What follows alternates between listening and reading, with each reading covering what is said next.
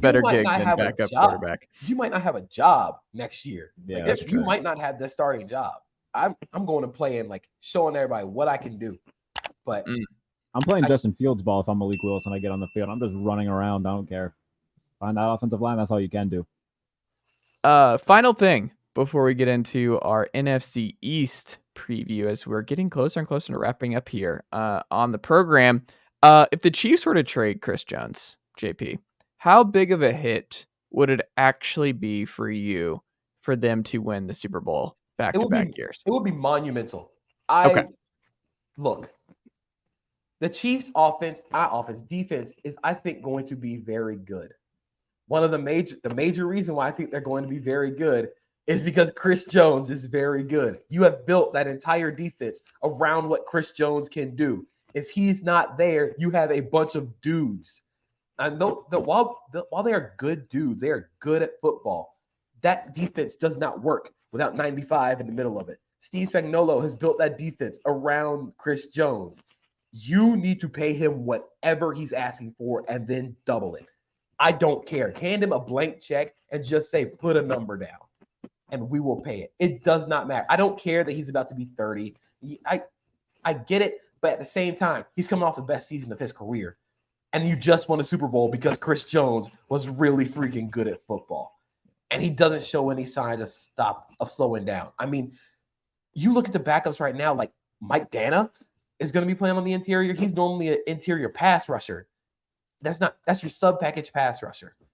You need 95 in the middle of that defense because that's who takes you from being okay to potentially a great NFL defense. I don't care how much he's asking for. You better give it to him. And you look at like his stat line in the playoffs might not be great, but you look at the guys around him. Oh, George Karlaftis, Frank Clark, the numbers that they put up, in large part that's because 95 is getting doubled. You could have made the case that Chris Jones was Defensive Player of the Year last year, with just the amount of attention that he was getting, the numbers that he put up. You look at his pass rushing numbers compared to like edge rushers, they're still amongst the best elite from the defensive interior. So the things that he does, like JP pointed out, they got guys on that side of the ball. I'm a big Nick Bolton guy. I like Willie Gay. I like all that young secondary talent that they had last year who all played really well, especially in the AFC title game against Cincinnati. But without 95, without Chris Jones, there's a lot of attention that can be distributed elsewhere, and they don't really have any other elite talent on that side of the ball, especially in the front seven. Like I said, Karlaftis is nice. They don't have Frank Clark anymore, so he's what that defense revolves around. And I'd make the argument that behind Mahomes, he's their second most important player. And if you look at the guys that they have on the edge, they are pocket masters. They are not win one-on-one around the edge to get to the quarterback. They're crushing the pocket. You want to know why? To make the quarterback step up into the pocket, into Chris Jones, eaten by Chris Jones. Probably won off his block already. Chris Jones is the reason why that defense works. And I don't know who needs to hear this, but pay the man every dollar you got. It doesn't matter right now. They got no dollars, man. Mahomes has got all the dollars. Well, his deal is constructed so team friendly. No, all jokes aside, Chris Jones is going to get money. He's going to start. I don't think there should be any worry. In fact, I was listening to the Munikheim's podcast this morning, featuring Lenny, and they were saying the same thing. Sometimes JP Acosta. Sometimes JP. Not enough, if I'm being honest. And man, they're gonna pay him. He's asking for $30 million a year. Do I think that he'll get 30? Probably not. Do I think he'll get close to it? Yes.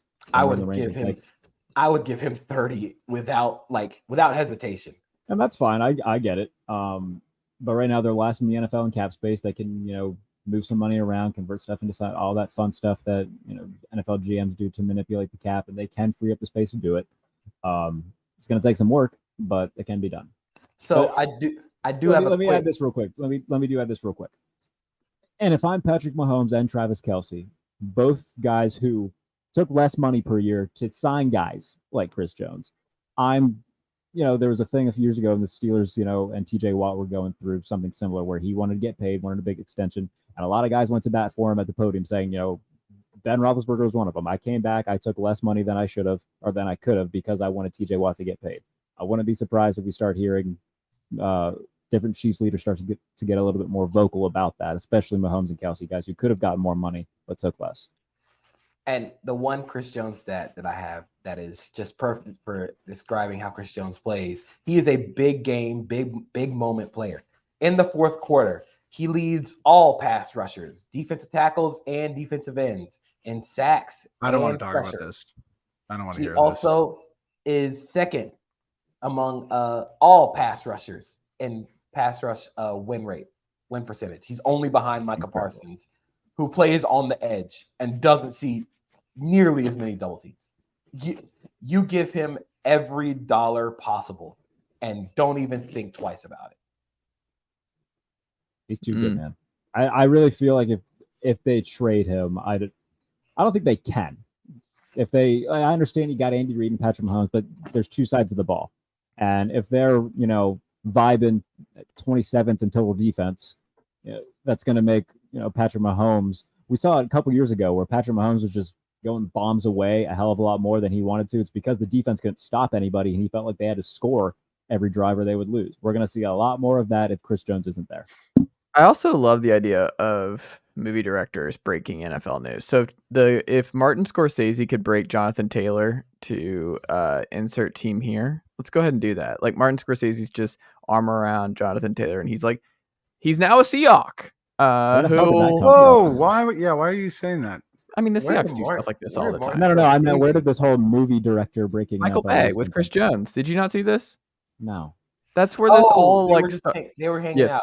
And Michael Bay said he quit his team, and then that was it. What was the direct quote? JP, do you remember? Did he just say he quit his team? I'm gonna look it up. It was Michael Bay. I was unaware of this. It's very funny that Michael Bay is just out here blowing up the spot for Chris Jones. He said, "Wow, just with my buddy Chris Jones, he just quit the team. Crazy." Love that. Love that. Do you think Chris Jones was like in Cabo or something and saw Michael Bay? It was like, you're famous, right? Why don't you tweet this? I mean, would you recognize Michael Bay if you saw him out? Oh, yes. Oh my God. Have you seen Michael Bay ever in your life? I don't think I had before this picture.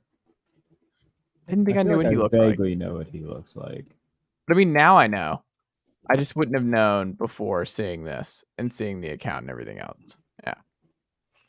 Yeah, no, 100%. 100%. I just think Ambulance is a banger.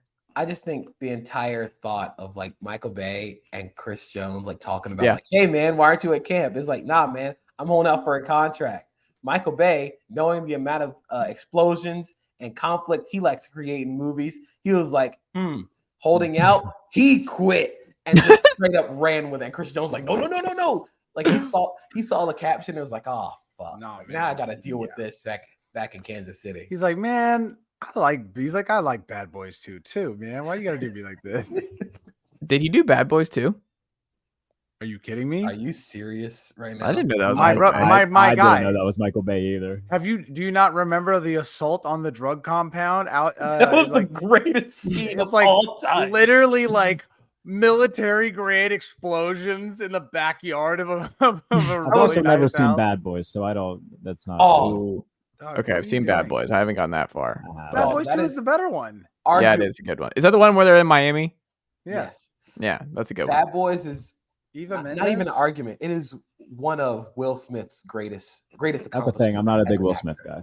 Dog. I like Martin Lawrence. Oh, brother. When I say this though, Bad Boys 2 is so good, and even if you think Will Smith is, especially if you think Will Smith is corny or boring, you have to watch Bad Boys 2 solely for the scene where they answer the door to his daughter's. I have seen that scene. Like that's just a viral thing that everybody has seen. I have seen it. It is very funny. That's good. Man.